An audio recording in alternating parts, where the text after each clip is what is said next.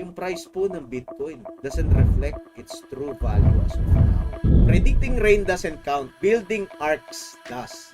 Again, we are not in the business of predicting the markets. So the game is long term. Sabi nga nila, this is a marathon, not a sprint.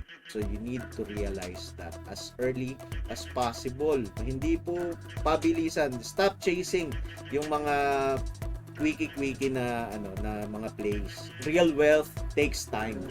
When that time comes, dumating yung ating iniintay na rising tide, lift all boats scenario, make sure you already built that arc para sitting pretty na lang tayo, cruising na lang tayo kapag bumuhos na yung mga influx ng mga bagong funds na magpapasok due to the adoption and of course this Bitcoin ETF. Yan ang ating Kuyang Knows for the night. Please follow and share for more.